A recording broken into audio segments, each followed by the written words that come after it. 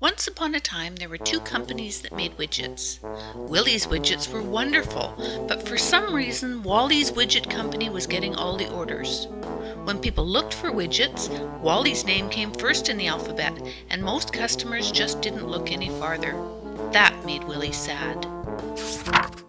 Still, Willie carried on making wonderful widgets, and the customers he did have said very nice things. Willie's widgets were strong, and the price was fair. One day, a cranky customer came to Willie's Widget Works and complained and complained. Willie tried, but he just could not make that customer happy. Truth is, widgets don't come in pink. The cranky customer left, but not before he wrote some mean things about poor Willie. That made Willie very sad.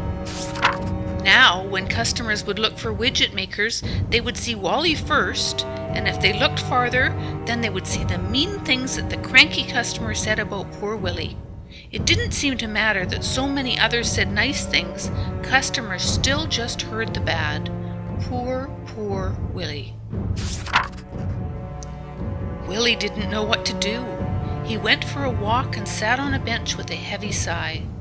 "What will I do? What will I do?" he said. A wise man overheard his plight. "Willie," he said, "this can be fixed.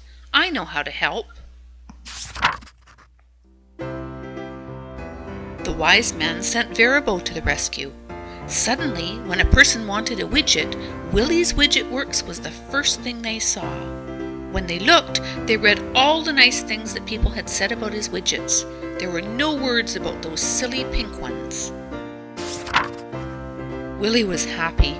More and more people came to buy his wonderful widgets, people said more and more nice things, and Veribo made sure that everyone knew that Willie's Widget Works were the best. Willie wondered if Veribo was a magic company, but then he realized they were just very, very smart. They knew what needed to be done to make Willie and his widgets the most popular in the land.